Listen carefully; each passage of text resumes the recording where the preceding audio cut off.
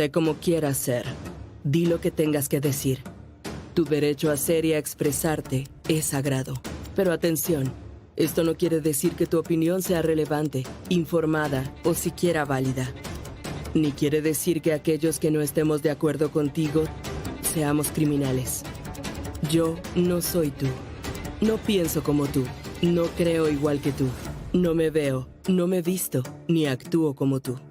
No soy ni seré lo que tú esperas que yo sea. Mi libertad termina justo donde empieza la tuya. El respeto es un camino de dos vías. El respeto se da, no se demanda. Respetar es vivir con la mente y los ojos abiertos, atento a cuestionar el contenido de tus pensamientos y atento a que el contenido de tus pensamientos de verdad sea tuyo. No caigas en la trampa de guiarte por las ideas de otros. El respeto es una guía, sí, pero sobre todo es un reflejo de quién eres, de qué quieres ser y de cómo quieres ser percibido. Si quieres ser respetado, respeta primero. UFM.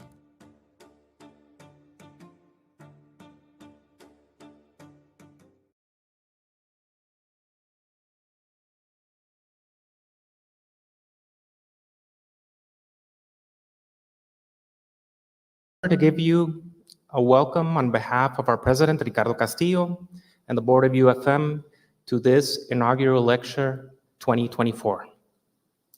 Welcome students, welcome faculty, welcome Antigua Forum participants, and a special welcome to those joining us from UFM Madrid. For today's lecture, we're going to be able to share your questions with Barbara Oakley at the end of the lecture. For that, we have on either side of the stage a QR code where you can go in, ask your questions. Remember to always include your name, and you can upvote your questions as well to bring them to the top of the list. Barbara Oakley is a distinguished professor of engineering at Oakland University in Rochester, Michigan. Her work ranges from the complex relationships between neuroscience and social behavior to learning practices. Barbara was named Coursera's inaugural innovation instructor and taught one of the world's most popular massive open online courses, MOOC, on learning and teaching. Learning How to Learn, Powerful Mental Tools to Help You Master Tough Subjects, which has over 3 million registered users. She is the author of the New York Times bestselling science book, A Mind for Numbers, How to Excel at Math and Sciences. She has been published in a wide variety of outlets, ranging from the proceedings of the National Academy of Sciences to the Wall Street Journal and the New York Times. In addition, she has headlined conferences around the world, including Harvard, Yale, Princeton, UCLA, University of Michigan, Georgia Tech, Defense Language Institute, University of Tokyo, University of Sao Paulo, Google, Microsoft, and Procter & Gamble, among others. Barbara is a fellow of the Institute of Electrical and Electronics Engineers and of the American Institute for Medical and Biological Engineering. Barbara has also served as a captain in the U.S. Army, worked as a communications expert at the South Pole Station in Antarctica, and has served as a Russian translator on board Soviet trawlers on the Bering Sea. Please help me bring her a very warm welcome. Thank you.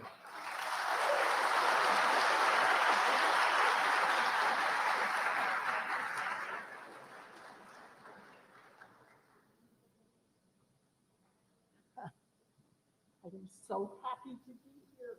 This is, I've spoken to hundreds of universities all around the world.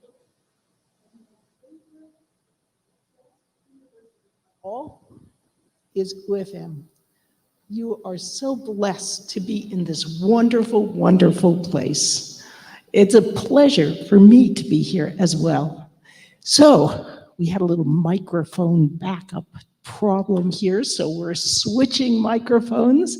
And I should begin by giving you just a little bit of background information about myself. So I grew up moving all over the United States. By the time I was about 15 years old, I've lived in 10 different places. Now, the thing about moving is that mathematics is very, very sequential. And if you fall off anywhere along the way, it can be very hard to get back on. Well, when I was about 7 years old, we moved from Texas to Massachusetts. Suddenly, they were far ahead of me in the multiplication tables. Well, here is my little secret. I never liked math anyway. And so what did I do? I just said, well, I don't understand what they're doing. And I gave up on learning any more math because it was too hard for me. And, I didn't see any real use for it. And I flunked my way through elementary, middle, and high school math and science, which is a little ironic since I am standing here speaking with you today as a distinguished professor of engineering, and I love math. So one day, one of my engineering students found out about my terrible, sordid past as a math flunky. And he said, how did you do it? How did you change your brain?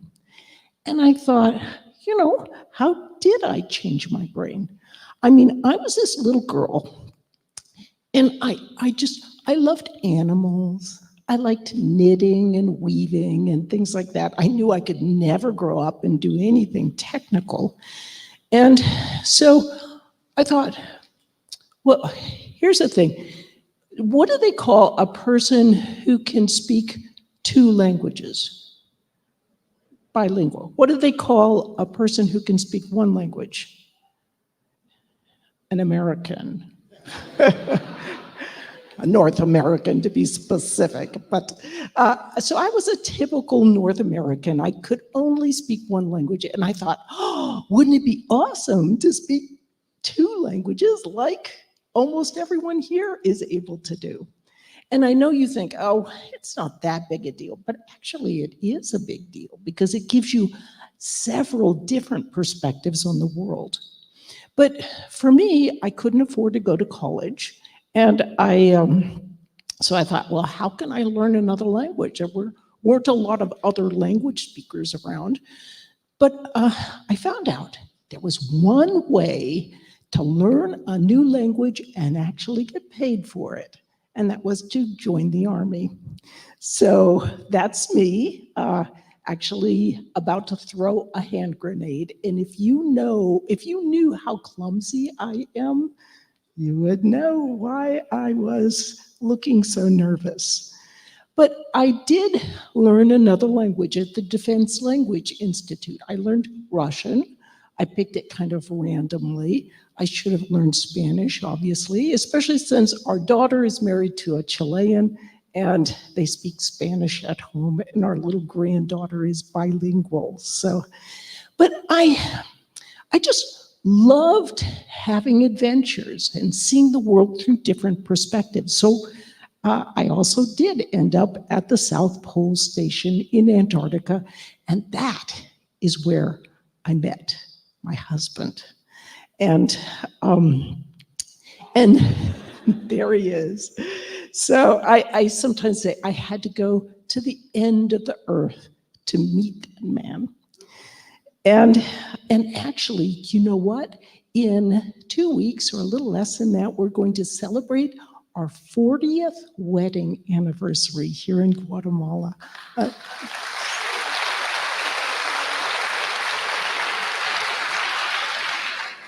So he is my hero, and I wouldn't be here without him. But in any case, I was 26 years old, and I was going to get out of the military. And I began to realize that all my colleagues who had been trained in engineering at West Point were easily able to get jobs. But for me, I compartmentalized and said, I can only maybe learn a language. I can't do anything technical. In fact, I had done what everyone always told me to do. it followed my passion. And my passion had put me in a career box because I was selfishly following what I wanted to do, but I wasn't looking at what the world also needed, which of course is what entrepreneurs are always doing. So when I began to think more entrepreneurially, what do I like to do, but also what does the world need?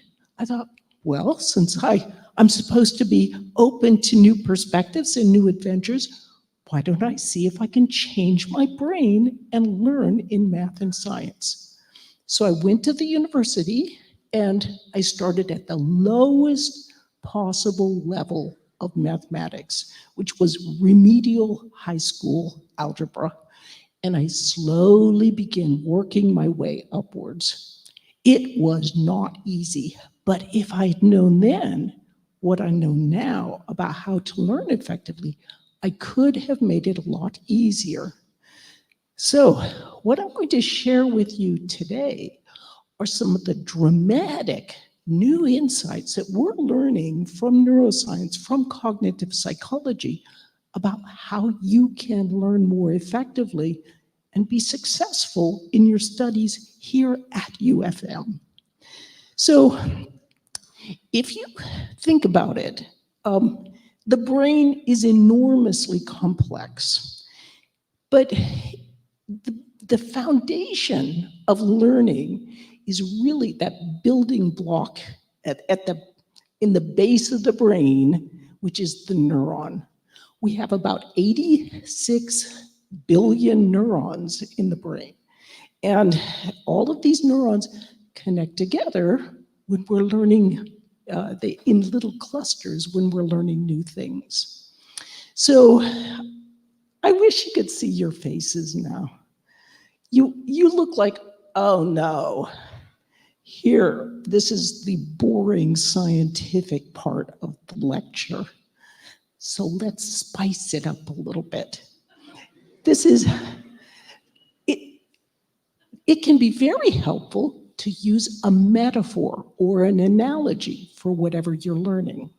So if we want to learn just a tiny bit about how neurons operate, we'll use a space alien as our analogy to help us kind of figure things out. So if you look, our space alien has this big kind of body. That's the body of the neuron, but it has 3 legs.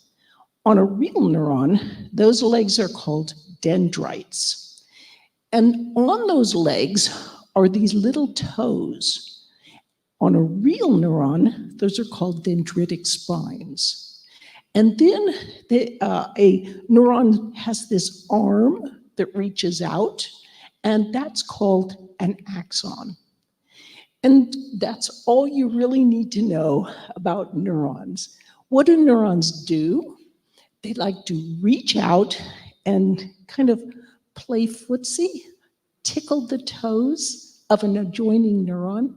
So what that really means is when you are learning things, you are actually making connections as electronic signals pass along from one neuron, jump that little gap, to the next neuron.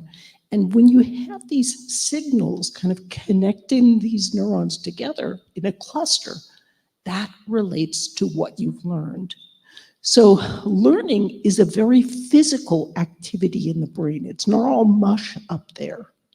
Now, as you're learning, when you're learning, what can happen is, let's see here.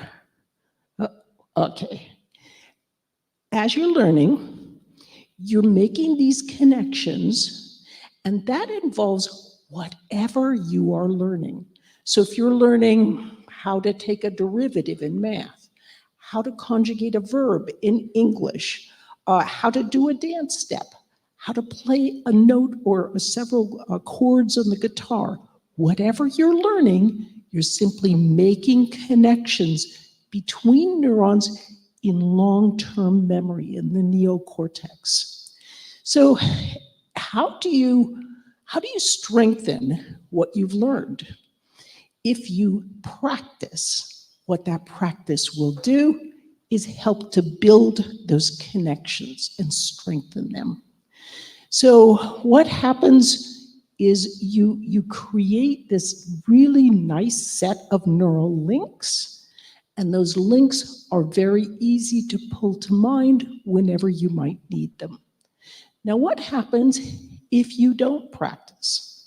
Let's say you go into class and you take notes, you understand what the professor was saying, and then you lead busy lives, don't we all? And you don't have time to look at your notes again for another week or two, and then maybe there's a test. Because you didn't look at your notes and think about what you had learned, here's what happens. Your little synaptic janitors going to sweep those things you've learned away because you haven't been using them. So this is why it can be so valuable to look at your notes and try to get the notes in mind. So you're not just looking at them on the page, but you're actually trying to, okay, what was that note? Can I remember those, what that key idea was? Now this brings me to a question for you. What do you think is the most powerful technique to help you learn effectively? I'm going to give you 4 techniques and you can vote. So first, let me just let you know what those 4 techniques are. Then I'll go back over them and we can vote.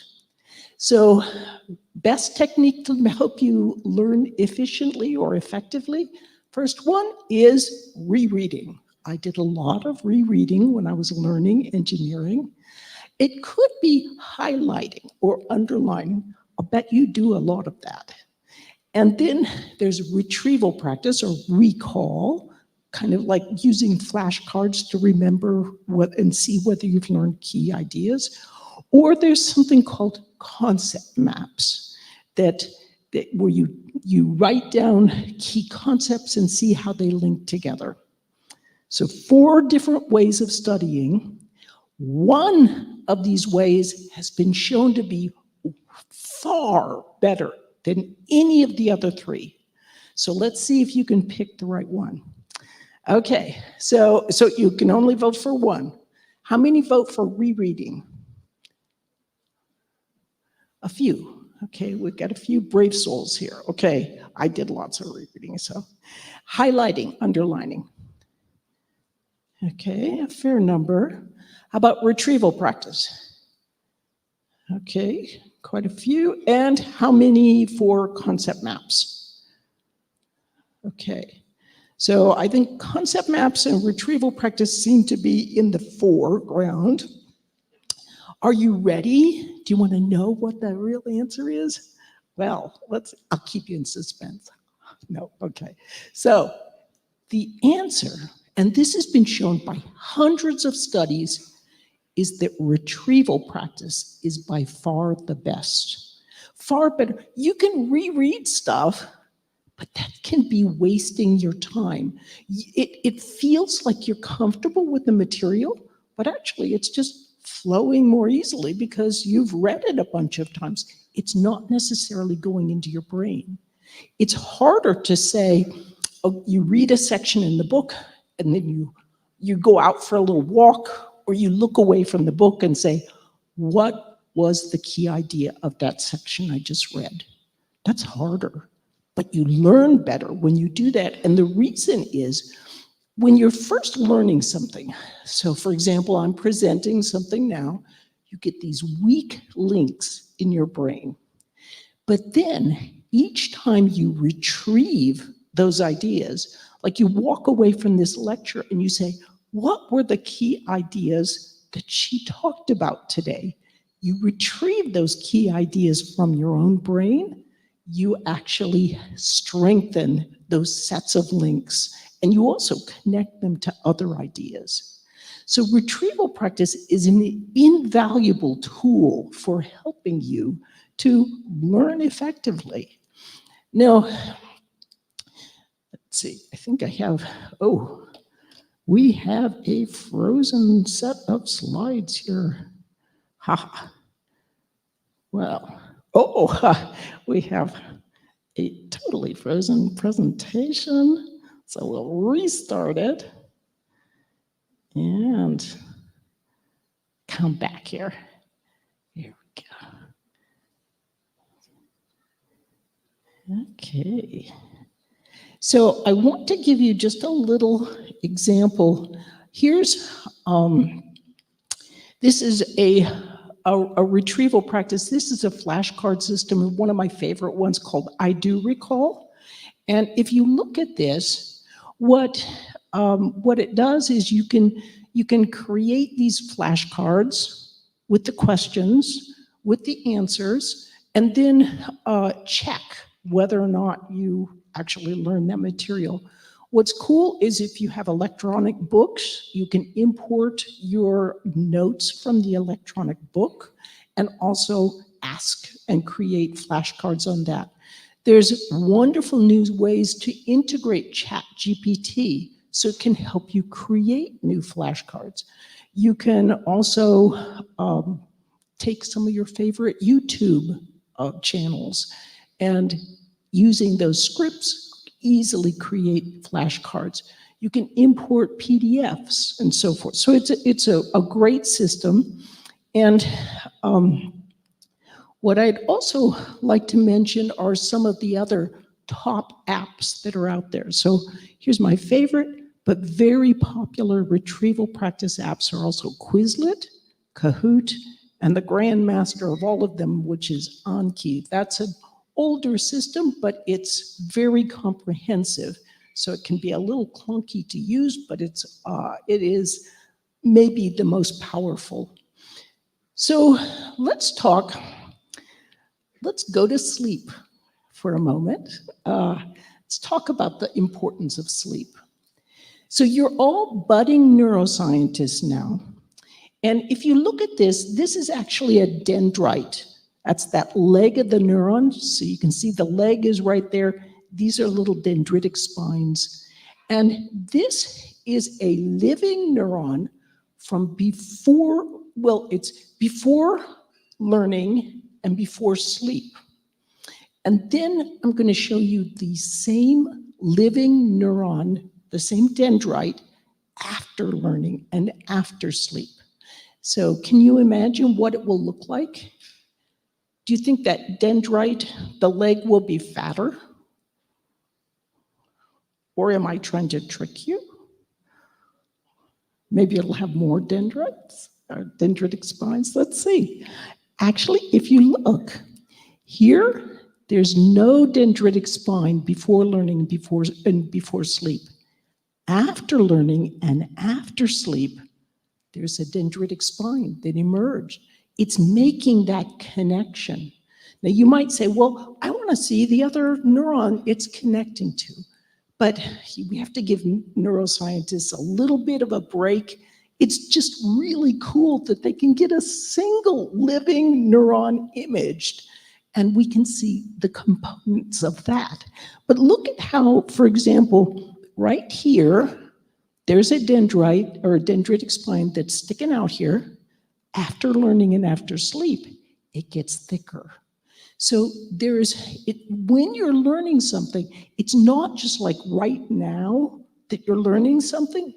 Tonight, when you go to sleep, it will strengthen those connections. So don't give up on sleep. That actually is part of when learning takes place. It's an important part of your day. So you can kind of think of learning like this.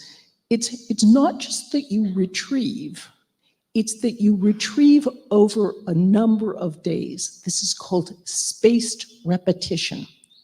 So if there is one really important thing that I can convey in this talk today, it's like if you have 5 hours to study during the week, don't just sit there and go, okay, I'm going to cram everything in on one day.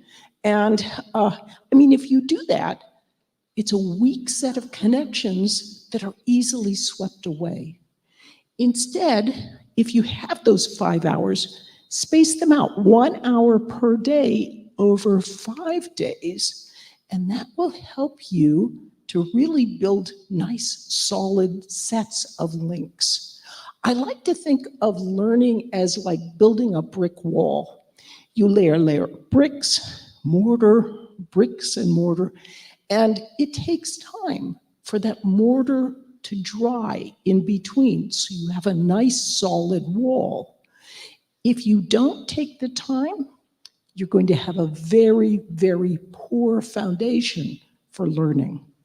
So I do want to say that when it comes to cramming, how many of you have crammed successfully in the past? You can admit it. It's okay.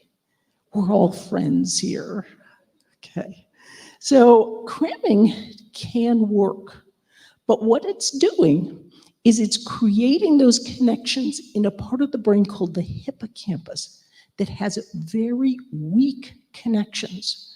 They'll last long enough for you to take the test, but you won't remember it in the weeks and months to come. And that may be when you need it. So spaced repetition builds nice, strong connections in the neocortex where it will stay and you can retrieve them when you need them. It takes time to do this. It's a little bit like it takes time to build the muscular structure you build as an athlete. And it takes time to build that neural structure, but we can't see inside the brain. So a lot of times people say, oh, cramming, that's easy. That's what I'll do. But you need to take the time to build a good neural structure. So I want to switch gears now very rapidly because learning involves many different aspects. Just like baking a cake, it involves adding eggs, and then we get the flour, and then what's the temperature of the oven. So lots of different ideas. And a very important aspect of learning is that our brain has 2 different modes of thinking. We have focus mode, and we have what's called diffuse mode, or mind wandering. So think about it this way. If you, let's say from an evolutionary perspective, you're a bird, you're trying to peck to solve, to eat seeds, but you also have to be aware of everything around you so that if predators approach, you're aware that they're coming. So you have 2 completely different problems. You have focusing and you have this wide-ranging activity. It's thought that's why we have 2 hemispheres. Left hemispheres for focusing. The right and both actually help with mind wandering, looking around and being more aware of what's around you. Our brain goes back and forth between this focused and diffuse modes. When are you focusing? Perhaps when you're focusing on studying a vocabulary list or doing a math problem. When are you being diffuse? You look out the window, maybe, daydreaming about something when you're taking a shower or you're falling asleep at night. These are all times when you go into this very different mode of thinking. To better understand this mode, or these 2 different modes, I'm going to use a metaphor. And the metaphor I'm going to use is that of a pinball machine. So if you remember how pinball machines work, you just pull back on the plunger, a ball goes bouncing around, and that's how you get your points. So what we're going to do is we're going to take that pinball machine and put it right onto the human brain. Are you ready for it? Okay, here we go. There's our pinball machine on the brain. And this is our analogy for the focus mode of thinking. If you look at how close together those little rubber bumpers are, when you are, let's say, solving a multiplication problem. So let's say that solving 22 times 74, either writing it out or doing it in your head. Your mind moves along the patterns you've already learned. But so this works great for something you already know how to do. But how do you focus on and learn something you've never learned before? So let's say you know multiplication, you're 9 years old, you're beginning to learn division. You have your first division problem that you're trying to do. So you start thinking about division, and you're thinking about it, but your mind kind of keeps slithering back up your thoughts towards multiplication because you're comfortable with that. You know that already. And as a result, you can't solve this first big division problem. You're sitting at home, you're reading the book, you're trying to make sense of it, you get more and more frustrated. Have you ever gotten frustrated when you're trying to figure out something really new? And finally, you might even close the book, walk away. But when you do that, you actually, as you walk away and start thinking about other things, your mind goes into that mind wandering mode. And you're thinking, but you're not aware of what you're thinking. But later, this is the magic. Later, your mind is wandering, and you can't think in that careful, focused way that you can in the focus mode. But when you later return to focusing on the problem, suddenly you can find it makes sense. So this diffuse mode, taking a little break and kind of thinking in a different way, it might be that you go and have dinner, or you work on something completely different, or you sleep on it that night. But when you return, that's when it suddenly makes sense. The interesting thing is, again, your mind, when you're learning new things, you're learning, you go into focus mode, then you go into diffuse mode, and you're going back and forth between those two modes. You've been taught that the only time you're ever learning is when you're focusing, but you're also learning when you take these little breaks. The mind, you can't be in both modes at the same time on the same topic unless you're taking certain forms of mushrooms, and I am not advocating that here.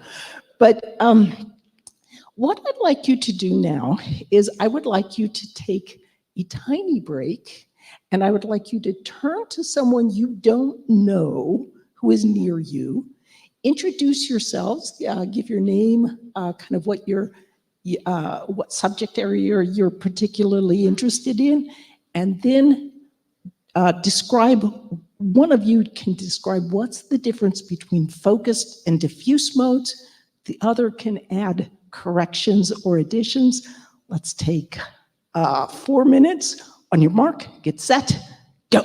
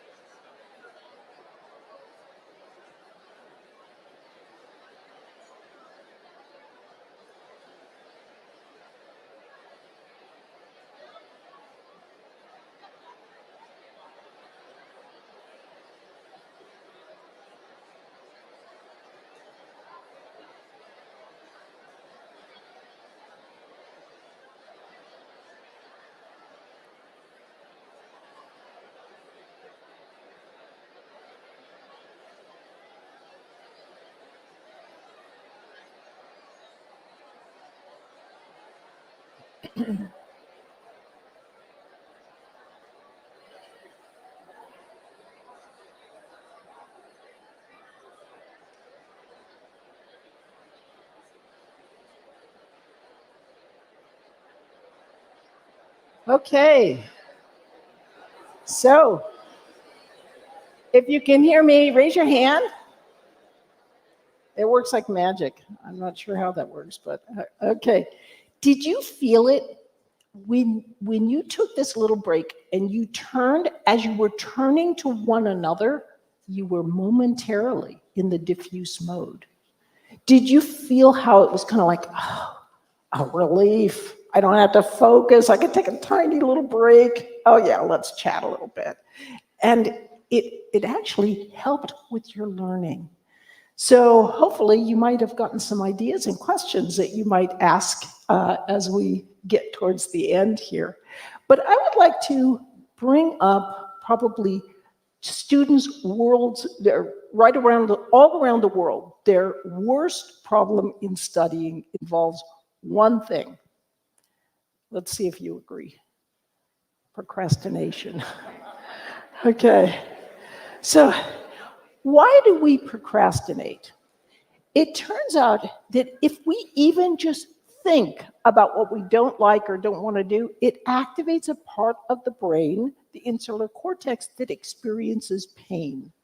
So what do? We think about something we don't want to do, and so we think, oh gosh, but I don't want to do that. So we turn our attention to something more interesting, and the result is we feel happier almost instantly. We do this once or twice, no big deal. Do it very often, and you can even end up thinking, oh, you know, everybody else at UFM in this program, they're better than me. I just can't do this. And you can end up not being successful, not because you can't do it, but because you've simply procrastinated. And few people can learn when it gets really stressful as you procrastinate. So I'm an engineer. Let's just jump to what is the most successful tool to help you avoid procrastination. It is something called the Pomodoro technique. How many here have heard of the Pomodoro technique? Okay, so a fair number, maybe a third. Okay, this tool, I get thousands of emails from all around the world, people telling me, I learned about this tool and it is the best. It made such a difference in my studies.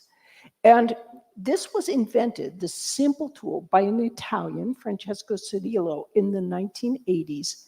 All you have to do to use the Pomodoro technique is first just turn off all distractions. So you're tempted to have a little bit of stuff going on in the background, listening to a television, maybe friends are talking, and you might have little pop-ups on your cell phone, that kind of thing. Everything should get turned off.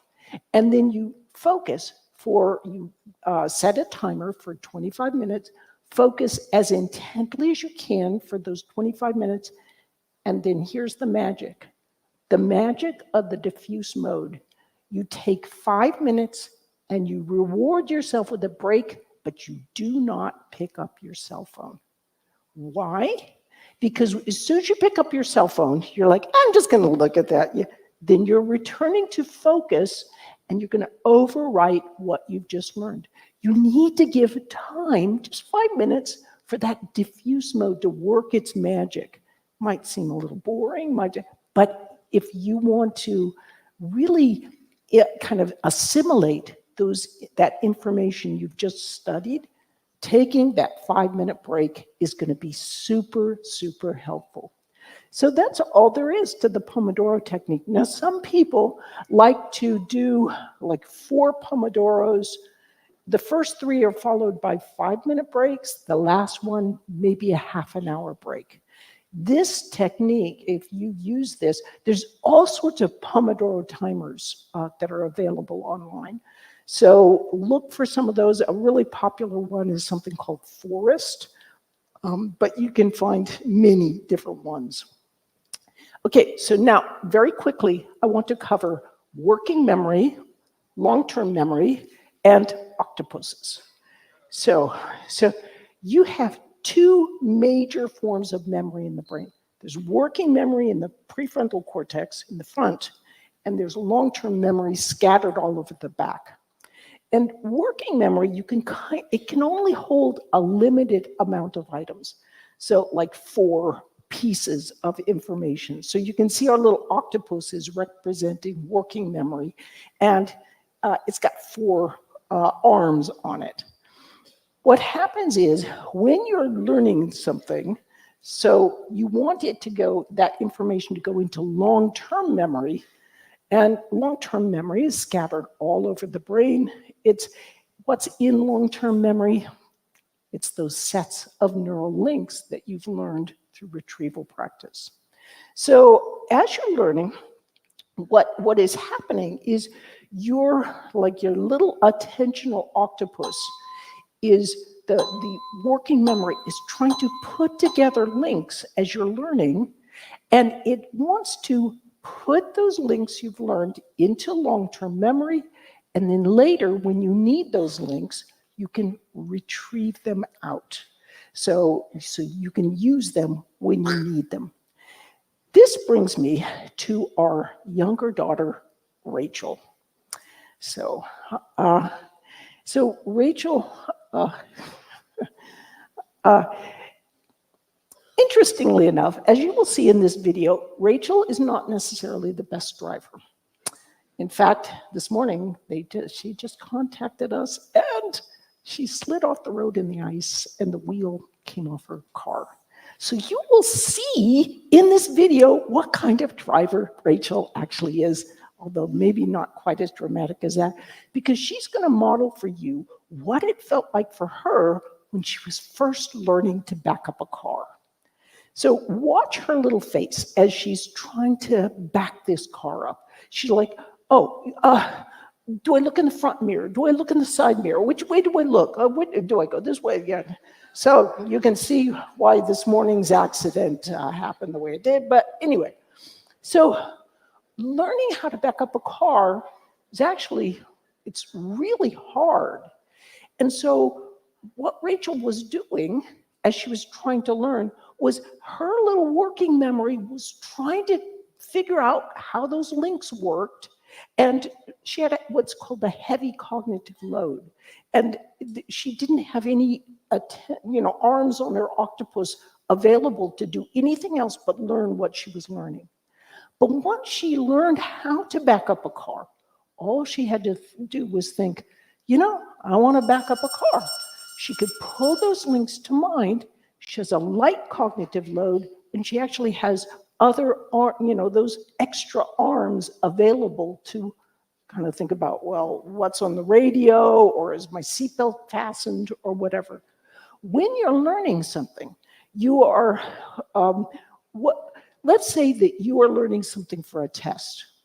What you want, and what your professor will want, is that when you go to take a test, you've used retrieval practice all through your studies over the coming months.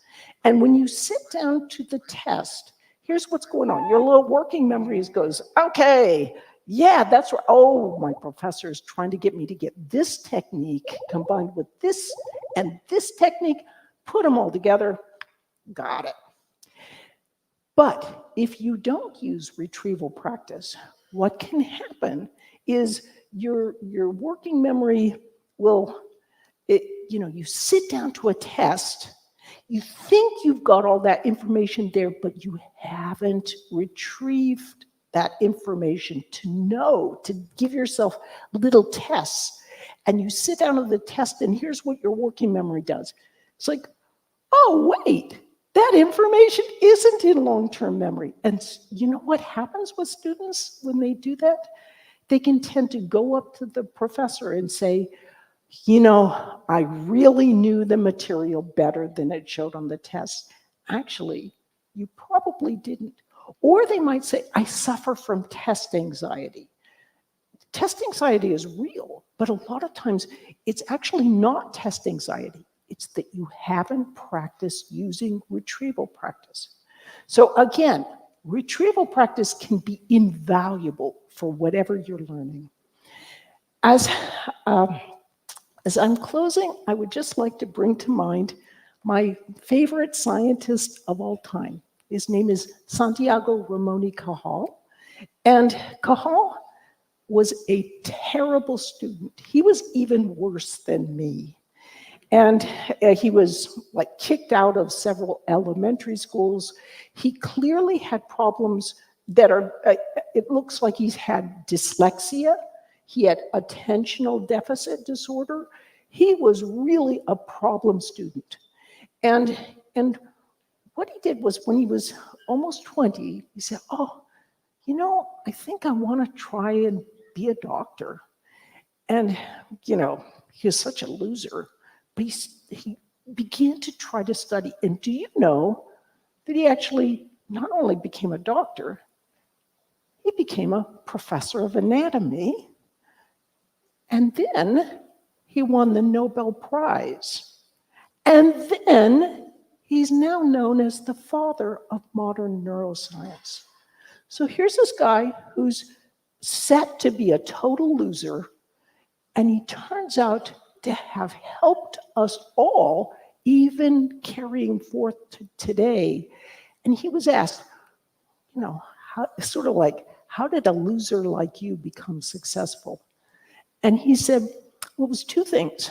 For one, it was persistence. And remember, he was using retrieval practice.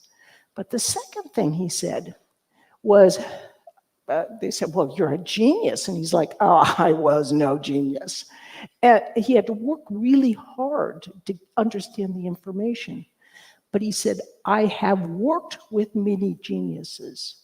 And the problem with geniuses is they can tend to jump to conclusions, and when they're wrong, they're inflexible, and they can't change their minds. So if you, like Ramon y Cajal, are no genius, rejoice, because you can sometimes do things even geniuses cannot, and UFM will help you to spark that wonderful brilliance that is within your mind. Thank you so very, very much.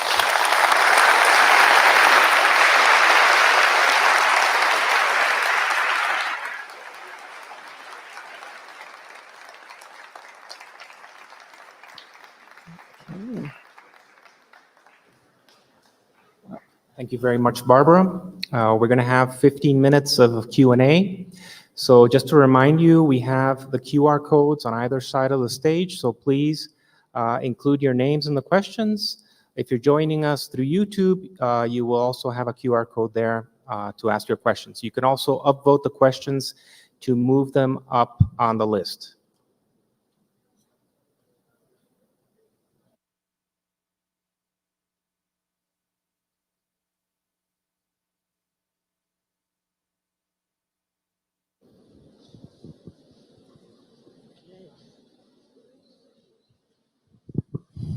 Okay, we have some interesting questions here. The most voted question so far is the following: if learning is boosted by sleep, should we review our notes at nighttime, or is it as good as reviewing at any other time of day? Oh, wonderful question. Okay, do your studying during the day as you usually do. So if it's in the morning, that's fine. If it's in the afternoon, that's fine. Whatever works for you. But here is the trick that will be helpful. Don't study at the last minute right before you go to sleep. But what you do is in those 2 to 3 minutes before you go to sleep, I want you to retrieve to mind the key idea you're either trying to learn, to understand, or to remember. Just in those 2 to 3 minutes.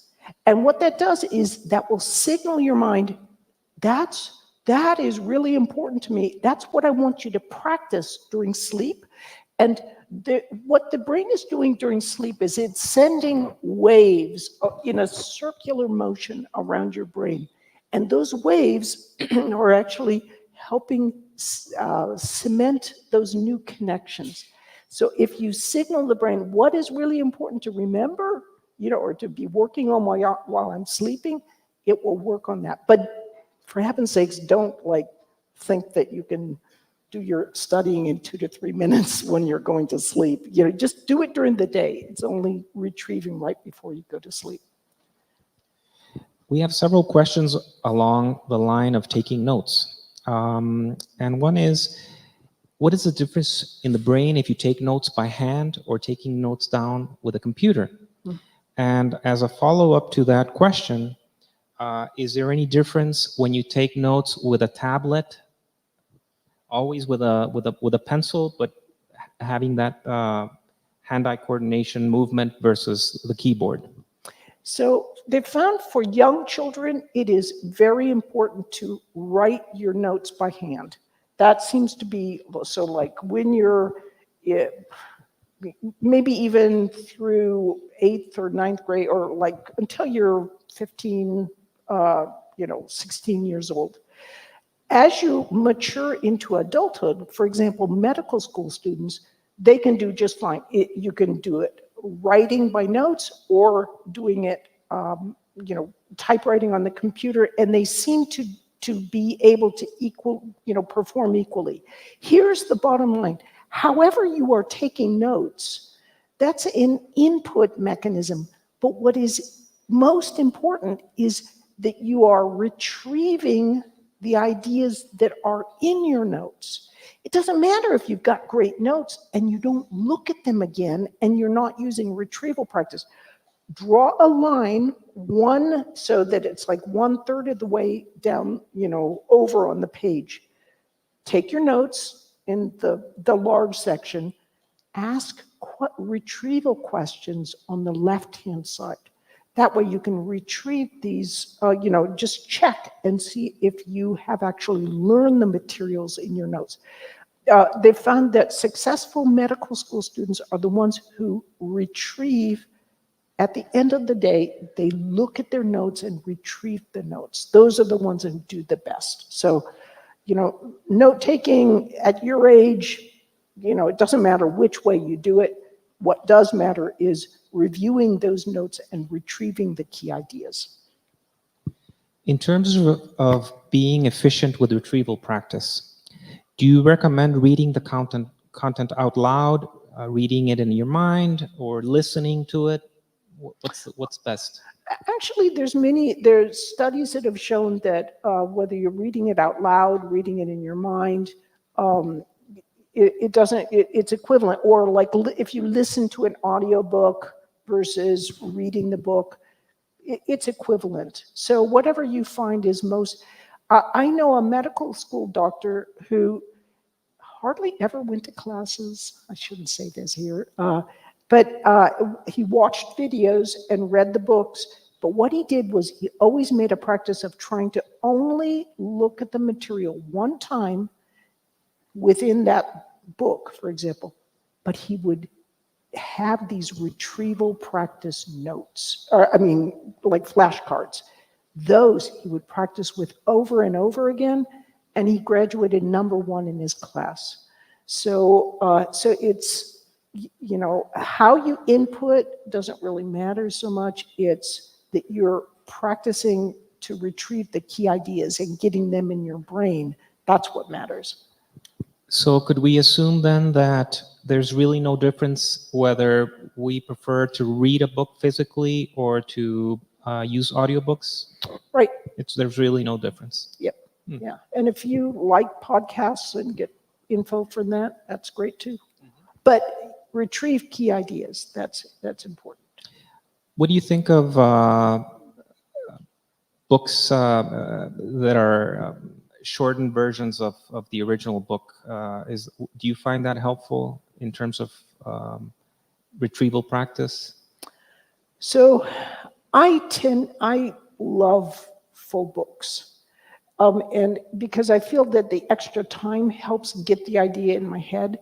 But here's a trick I use, is I will often take, for example, a PDF of a research article, I'll load it into ChatGPT, or one of my favorite ones is called Claude 2 as a large language model. I'll ask it to tell me in a layperson's terms, using 3 pages, what is the essence of this research paper? It will give me this essence, and then I know what the key ideas are before I go more deeply in the paper, or I know whether I don't need to go more deeply in the paper. So synthesizing is a valuable tool. I tend to be just a bit old-fashioned in liking books, and also I'm an author, and so, authors are like, hey, no, you should read the book. Yeah. We have several questions regarding different chemicals in the learning process and their effect on the brain. Some have mentioned nicotine, others have mentioned other types of drugs. Could you talk to us a little bit about the effects of learning with these types of drugs? Is there a big impact?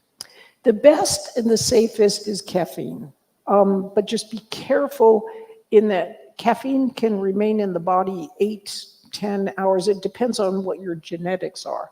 So it can keep you awake, so you don't sleep as well.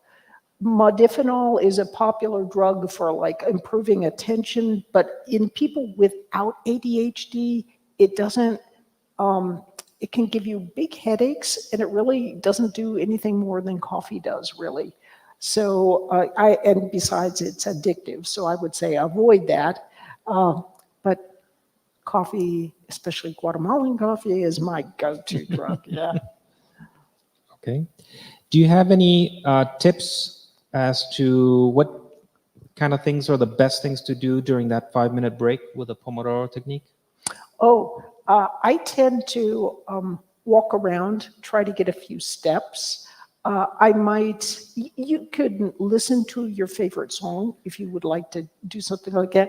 Getting some physical motion actually can help your brain function more efficiently in any case. So if you are able to, you may even want to like do a few push-ups or something of that nature. But chatting with friends, sometimes like my husband is shocked, I'll get up and sweep the floor or something like that. Kind of neatening, which is easy to do and you don't have to think about it. We have several questions regarding sleep. A student of architecture talking about how sleep is limited with that particular career path. What can they do to still learn effectively when sleep is limited? Is there anything that can help? Sleep is really important, but at the same time, there's just some times in your life where you're just not going to get as much as you would want to have and what is actually efficient. And you just muddle through the best way you can and try to ensure that you're getting as much sleep. Don't get distracted too much by, I'm just going to spend, half an hour watching this television show. If sleep is really short, in short supply, just try to use conscious control so that you are trying to sleep. When you're falling asleep, it's a good idea to try to relax completely. Your face will be stressed, so try to feel the stress in your face and relax it. Relax down one side, down the other. Then watch your breathing. Breathing, the rhythms of your brain are entrained by the rhythms of your breathing. So if you breathe in slowly, and then hold it. So breathe in for a count of 4, hold it for a count of 4, breathe out for a count of 4, and then out for, if you do that sort of box breathing, you will entrain the brain in a way that will help it to fall asleep more effectively. Could we then assume that meditation is a great way to help with this? Meditation has good aspects, and it can have maybe not so good aspects. So you have to be aware of what meditation is actually doing. There's two types. There's focused mode mantra type of meditation, and there's that sort of open monitoring type of meditation that is more like the diffuse mode. But oftentimes you are started with open and monitoring by doing mantra type meditation. If you're focusing all the time in your work, what you're learning about, and then you go off and you do focus mode meditation for your relaxation, you're continuing to focus all the time, and that can suppress that default mode network or the mind wandering network. So, so meditation can be good, and if you're a very anxious person, sometimes it can help to have focus mode meditation. But otherwise, it can be that open monitoring. It can help you relax if you do it properly. How often do you have to recall information to really have it become a permanent part of your learning? So it depends on the person. Some people can retrieve it one time and they've got it. Others, like me, have to retrieve it a number of times. As you're older, you often have to retrieve more often. So you just kind of, it depends on how long you want to remember it. So space it out a little bit. If you're learning maybe 3 or 4 days where you repeat it a lot, and then as you're getting it, then go a couple days without repeating, but then repeat. So the further out it goes, the longer can be the break between repetitions. But, there's no one hard and fast rule. It depends on what you're learning and what your own genetics are. Okay.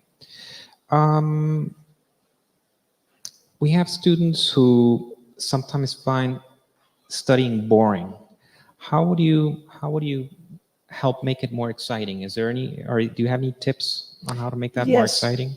What I would do now is I would go to, there's plenty of evidence that if you are curious about some aspect of the topic, it will help you to kind of go through that boredom, get past it, and become more interested. So go to ChatGPT, a large language model, and say, what can I do to become more curious about whatever you're trying to learn? It will give you some really interesting ideas. Tell it a little about yourself, your interests, what you want to do long term, and then ask it to give you advice on how to become more curious about aspects of what you're learning and more excited about it. And it'll give you some interesting custom-made advice. And one final question. When you first started your mission to become a better learner, did you ever feel discouraged? What would you tell yourself to remotivate yourself? I remember once reading this page, and I read it over and over again, and I told myself, I'm not going to turn this page until I understand it. I sat there for like 2 hours, and I couldn't understand it. And then I accidentally turned the page, and there was the solution right there. I just wasted 2 hours. And I thought, why doesn't anybody teach us about how to learn effectively? And it's like, well, guess what? They didn't have it back then because they couldn't see into the brain like they can today. And so there were times I became deeply discouraged. Obviously, I flunked my way through math in elementary, middle, and high school. But it's like Santiago Ramon y Cajal. Be persistent, just keep going, and you will be amazed at what can unfold. Excellent. Well, thank you, Barbara. It's always an incredible learning experience to share with you. Thank you. We're going to conclude with the hymn of UFM. Please stand up, please.